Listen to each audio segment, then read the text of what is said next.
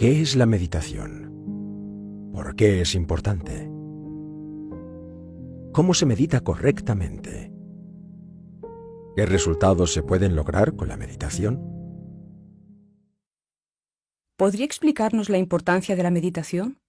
¿Por qué debemos meditar? Es necesario saber meditar. ¿Qué es lo que queremos nosotros a través de la meditación? Tranquilizarnos. Tranquilidad. Parecería muy superfluo lo que estamos diciendo y ustedes podrían objetarme que podríamos tranquilizarnos con una botella de vino, ¿no? Podrían objetarme también que podríamos tranquilizarnos oyendo una sinfonía de Beethoven, pero en realidad, de verdad, conseguir la tranquilidad es lo más difícil que ustedes imaginarse puedan. Así que nadie podría tener tranquilidad mental, tener su mente en santa paz, si no ha eliminado de su centro intelectual todo el pensar caduco y extemporáneo que carga. Nadie podría tener paz en su corazón si no hubiese eliminado de sí mismo previamente las emociones negativas y perjudiciales. Muy interesante. Pero, ¿acaso nosotros no experimentamos la tranquilidad y la paz cuando hacemos un descanso? La mente se relaja naturalmente y experimentamos la paz. Normalmente, la mente vive accionando y reaccionando permanentemente de acuerdo con los impactos del mundo exterior. Comparemos esto con el caso de un lago al cual lanzamos una piedra. Veremos cómo produce muchas ondas que van desde el centro hacia la periferia. Es la reacción del agua contra el impacto proveniente del mundo exterior. Algo análogo sucede con la mente y los sentimientos. Si alguien nos hiere con palabras duras, ese impacto de la palabra dura llega al centro del intelecto o centro pensante, y desde allí reaccionamos en forma violenta. Si alguien nos ofende el amor propio, nos sentimos molestos y reaccionamos posiblemente en forma brutal. En todas las circunstancias de la vida, la mente y el sentimiento toman parte activa y reaccionan incesantemente. Lo interesante sería, mis caros discípulos, no darle oportunidades ni al sentimiento ni a la mente. Es urgente una mente pasiva. Solo entonces podremos experimentar la verdadera paz. Un momento. Lo que usted está diciendo es totalmente diferente de lo que me dijeron hasta ahora. Normalmente se habla de tener una mente activa y usted nos dice de tener una mente pasiva. Es urgente una mente pasiva. La mente pasiva está en contra de todos aquellos que dicen que en la mente está el poder. Sin embargo, la forma negativa de la mente es la más elocuente. No pensar es la forma más elevada del pensamiento. Cuando el proceso de pensar se ha agotado, adviene lo nuevo. Esto hay que saberlo entender. Una mente que no proyecte, una mente pasiva puesta al servicio del ser, resulta un instrumento eficiente, porque la mente está hecha para ser receptiva, para servir de instrumento pasivo, mas no de instrumento activo. La mente en sí misma es femenina. No debemos permitir ni a la mente ni a los sentimientos tomar parte en las diversas circunstancias de nuestra existencia. Interesante. ¿Y qué puede decirnos de los sentimientos? ¿Dónde se originan? Con la investigación y la experiencia, he venido a verificar que pertenecen al ego y que están íntimamente relacionados con el centro emocional inferior. La terapia que necesitamos conocer a fondo para evitar cualquier desequilibrio interior con repercusiones exteriores es no permitirle a la mente ninguna clase de reacción. Por ejemplo, si alguien nos hiere, no permitirle a la mente que reaccione. Ojalá hubiere quien nos hiriese cada rato nuestros sentimientos, para podernos entrenar mucho mejor. Mientras más nos insulten, mejor todavía para nuestro entrenamiento, porque tendremos muchas oportunidades de no permitirle a la mente ni a los sentimientos que reaccionen, es decir, que no intervengan ni se metan en ninguna de las circunstancias de nuestra vida. Sí, tiene sentido. Pero, ¿cómo se relaciona todo esto con la conciencia? Usted ha dicho que la conciencia es la energía más importante que tenemos. Es claro que el estado pasivo de la mente, del sentimiento y de la personalidad exige una tremenda actividad de la conciencia. Esto nos indica que cuanto más activa permanezca la conciencia, mucho mejor para lograr el despertar de la misma, porque así La conciencia tendrá que despertar inevitablemente, estando en permanente actividad. Me viene en estos momentos a la memoria el Buda Gautama Sakyamuni. En cierta ocasión estaba el gran Buda sentado al pie de un árbol, en profunda meditación, cuando llegó un insultador y procuró herirlo tremendamente con la palabra. El Buda continuaba meditando, mas el insultador seguía provocando, insultando, hiriendo. Mucho rato después, el Buda abrió los ojos y preguntó al insultador: «Oh, hermano mío, si a ti te traen un presente y tú no aceptas el presente, ¿de quién queda siendo dicho presente?». El insultador respondió: «Pues del que lo trae, claro está». Entonces le dijo el Buda: «Hermano mío, llévate tu presente, no puedo aceptarlo». Y siguió meditando. He ahí una lección tan sublime como hermosa. El Buda no permitió que su mente ni sus sentimientos reaccionaran, porque el Buda vivía plenamente despierto, metido dentro de su propia conciencia, y no daba la menor oportunidad ni a la mente ni a los sentimientos para reaccionar en ningún momento, bajo ninguna circunstancia. Queridos discípulos, así es como debemos proceder nosotros. La escuela la tenemos en todas partes, en nuestra casa, en la oficina, en el trabajo, en la empresa, en la calle y en todas partes, hasta en el templo, con los compañeros de estudio, con los hijos, con los padres, con la esposa, sobrinos, nietos, primos, parientes, amigos, etcétera, etcétera. Todo gimnasio psicológico, por difícil que nos parezca, es indispensable para nosotros. Todo el secreto está en no permitir ni a los sentimientos ni a la mente intervenir en nuestros asuntos prácticos de nuestra vida. Debemos siempre permitirle a la conciencia que sea ella la que actúe, la que mande, trabaje, hable, haga y ejecute todas nuestras actividades diarias. Así nos preparamos armoniosamente para la meditación. Realmente maravilloso. Entonces, tenemos que prepararnos bien en la vida diaria para poder entrar en meditación correctamente. Lo que buscamos es, precisamente, pasar más allá de la mente y de los sentimientos. Y esto es posible si en la vida práctica nos hemos entrenado intensivamente y nos hemos preparado para estos fines maravillosos. Durante la meditación debemos desembotellar la esencia, el Buddhata, lo mejor que tenemos dentro. Precisamente esta esencia o Buddhata se encuentra enfrascada entre los elementos inhumanos, entre ese compuesto de agregados psicológicos que constituyen el yo, el mí mismo, el ego.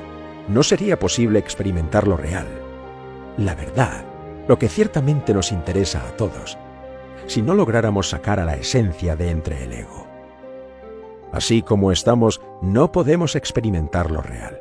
Viviremos siempre en el mundo de los sueños, en el centro intelectual, instintivo, emocional, motor o en el sexual, pero no podremos en modo alguno experimentar la verdad.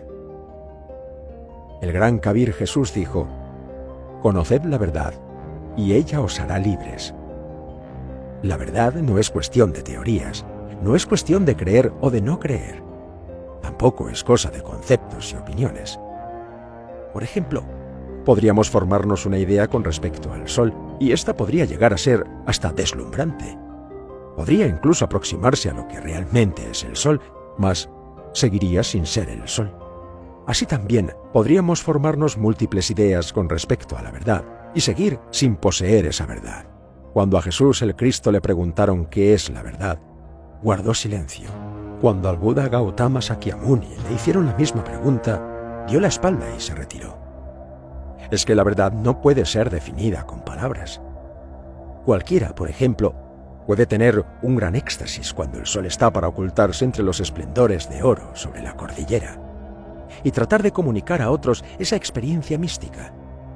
Pero es probable que ese otro señor no sienta lo mismo. Así también, la verdad es incomunicable. Es real solo para aquel que la experimenta por sí mismo. Cuando nosotros logramos en ausencia del ego experimentar la verdad, podemos evidenciar un elemento que transforma radicalmente un elemento de altísimo voltaje. Pero hay que poner a trabajar la conciencia para que reemplace completamente a la mente y al sentimiento. Que sea ella la que funcione. La conciencia debe quedar incorporada, integrada en nosotros. Debemos tener una mente pasiva, un sentimiento pasivo, una personalidad pasiva, pero una conciencia totalmente activa. Comprender esto es indispensable para poder hacernos prácticos en la meditación. Maravilloso. Ahora tiene sentido. Y una vez que nos hemos preparado bien, ¿cuál es el siguiente paso para entrar en meditación?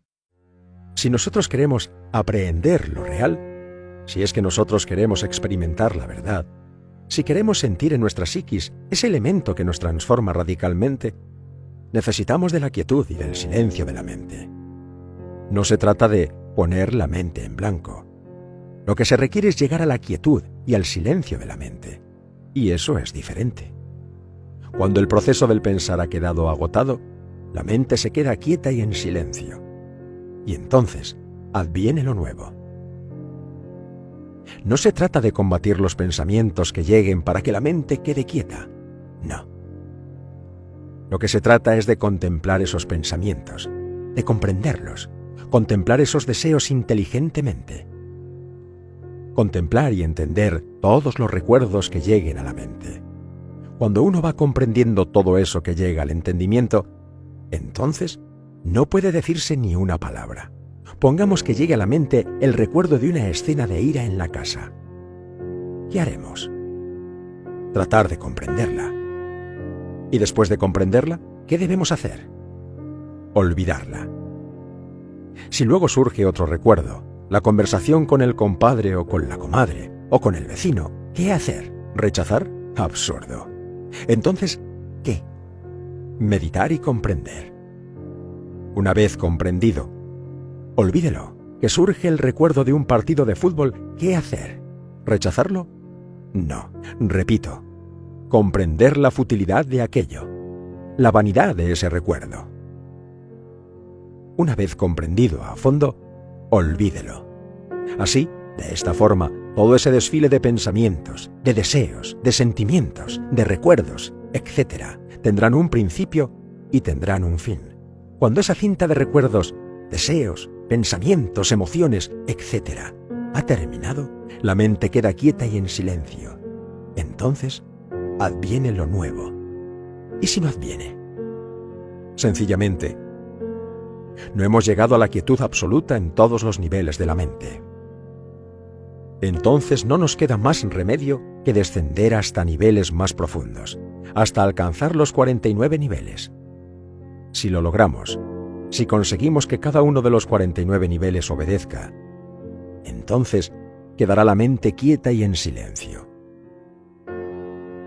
El resultado será que la esencia se desembotellará del intelecto, para experimentar ese elemento que transforma radicalmente, lo nuevo, lo real. Fabuloso. ¿Podría explicarnos qué es ese elemento que nos transforma radicalmente? ¿Qué es la experiencia del samadhi o lo real? Lo que la gente llama también el vacío iluminador. El vacío es muy difícil de explicar, porque es indefinible e indescriptible. El vacío es un estado de absoluta ausencia del yo pluralizado. Solo en absoluta ausencia del yo podemos experimentar lo real, aquello que no es del tiempo. El vacío iluminador no es la nada. El vacío es la vida libre en su movimiento. El vacío es, lo que siempre ha sido y lo que siempre será. El vacío está más allá del tiempo y más allá de la eternidad. Me siento obligado a narrar lo que por mí mismo he podido verificar directamente. Cuando la segunda subraza de nuestra actual gran raza aria floreció en la China antigua, yo estuve reencarnado allí. Entonces me llamé Zhou Li. Obviamente fui miembro de la dinastía Zhou. En aquella existencia me hice miembro activo de la Orden del Dragón Amarillo. Y es claro que en tal orden pude aprender claramente la ciencia de la meditación. Todavía viene a mi memoria aquel instrumento maravilloso denominado Ayatafán, que tenía 49 notas musicales. Indubitablemente, 7 son las notas de la escala musical, mas si multiplicamos el 7 por 7, obtendremos 49 notas, colocadas en 7 octavas. Los hermanos nos reuníamos en la sala de meditación. Nos sentábamos al estilo oriental, con las piernas cruzadas. Poníamos las palmas de las manos en forma tal que la derecha quedaba sobre la izquierda. Nos sentábamos en círculo en el centro de la sala. Cerrábamos nuestros ojos y enseguida poníamos mucha atención a la música que cierto hermano brindaba al cosmos y a nosotros. Cuando el artista hacía vibrar la primera nota, que estaba en do, todos nos concentrábamos. Cuando hacía vibrar la siguiente nota en re, la concentración se hacía más profunda. Luchábamos con los diversos elementos subjetivos que en nuestro interior cargamos. Queríamos recriminarlos, hacerles ver la necesidad de guardar un silencio absoluto. No está de más recordarles a ustedes, queridos hermanos, que esos elementos indeseables constituyen el ego, el yo, el mí mismo, el sí mismo. Son a modo de entidades diversas personificando errores. Cuando vibraba la nota mi, penetrábamos en la tercera zona del subconsciente y nos enfrentábamos a la multiplicidad de esos diversos agregados psíquicos que en desorden bullen dentro de nuestro interior y que impiden la quietud y el silencio de la mente. Los recriminábamos, tratábamos de comprenderlos. Amordazar a todos esos demonios del deseo que uno lleva dentro no es tan fácil, pero con paciencia lo lográbamos. En una octava más elevada, proseguíamos con el mismo esfuerzo, y así, poco a poco, enfrentándonos a los diversos elementos inhumanos que en nuestro interior cargábamos, lográbamos por fin amordazarlos a todos en los 49 niveles del subconsciente. Entonces, la mente quedaba quieta y en el más profundo silencio. Ese era el instante en que la esencia, el alma, lo más puro que dentro tenemos, se escapaba para experimentar lo real. Así penetrábamos en el vacío iluminador. Mientras nos hallábamos así, podíamos escuchar la voz del Padre que está en secreto. Indubitablemente, nos hallábamos en lo que se podría denominar arrobamiento o éxtasis. La personalidad quedaba en estado pasivo, sentada ya en la sala de la meditación. Cuando el samadhi concluía, regresábamos al interior del cuerpo, conservando el recuerdo de todo aquello que habíamos visto y oído. Un día cualquiera, no importa cuál, hallándome en el vacío iluminador, experimenté la unidad de la vida libre en su movimiento. Entonces era la flor, era el río que cristalino corre entre su lecho de rocas, cantando con su lenguaje delicioso. Era todo lo que es, ha sido y será. Sentí que me aniquilaba, que dejaba de existir como individuo. Obviamente me llené de indecible terror y volví a la forma. Es necesario eliminar el yo del temor. Y este yo se elimina con el poder de la Divina Madre Kundalini Shakti. Primero debe ser analizado, comprendido, y luego se invoca a Devi Kundalini, nuestra Madre Divina particular, para que ella desintegre el yo del miedo. No puede ser descrita la verdad, no puede ser explicada, cada cual tiene que experimentarla por sí mismo, a través de la técnica de la meditación. En el vacío iluminador, experimentamos la verdad. Ese es un elemento que nos transforma radicalmente. Hay que perseverar, hay que ser tenaz. Obviamente hay que llegar a esa experiencia a través de distintos grados. El devoto irá sintiendo cada vez más el impulso íntimo del ser. Tendrá diversas vivencias, más o menos lúcidas. Y por último, un día llegará en que tendrá la mejor de las vivencias, la experiencia directa de la gran realidad. Entonces recibirá el Tao. Perseverancia se hace indispensable. Diariamente hay que trabajar a fondo hasta conseguir el triunfo total. Resulta prodigiosa la experiencia de la verdad a través de la meditación. Si uno ha experimentado la verdad, se siente con fuerza para perseverar en el trabajo sobre sí mismo.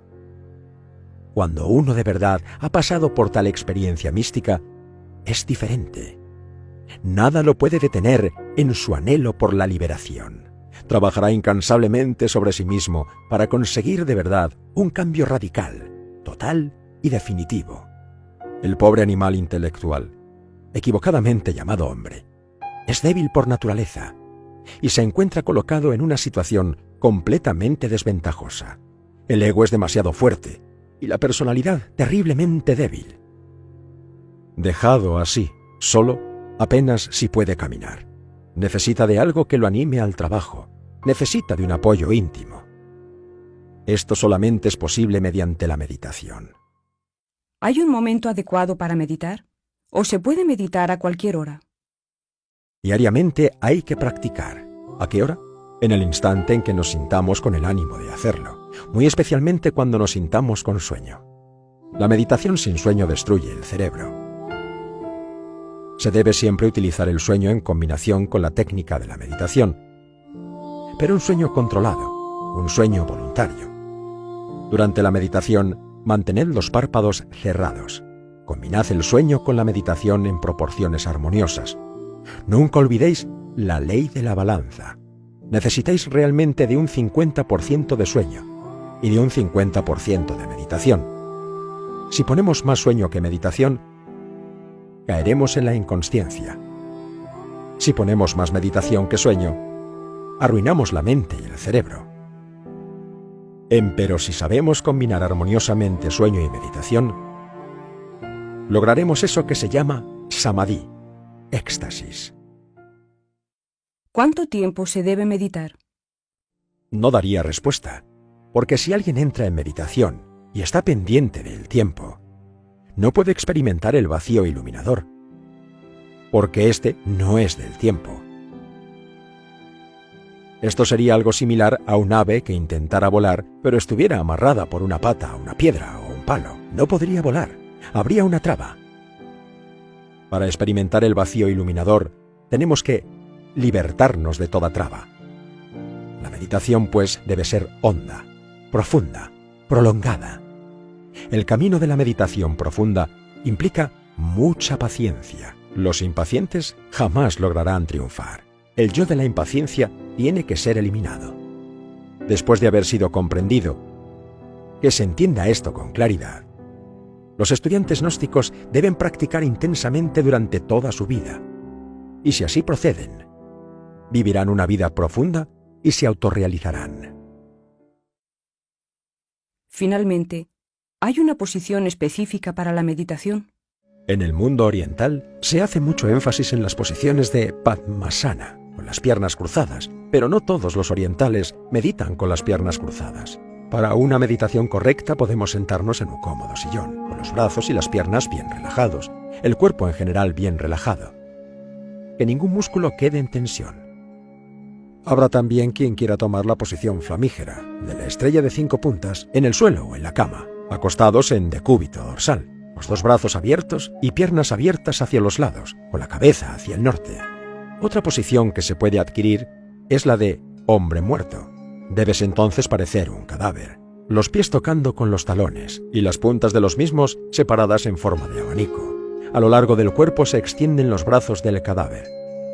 Cada uno es cada uno, y lo único que se tiene que hacer es buscar la posición más cómoda, sin ceñirse a ninguna regla o patrón de asana o de sistema. La posición debe permitir al cuerpo que esté cómodo, eso es obvio. Lo importante es que esté cómodo y que pueda hacerse una buena meditación.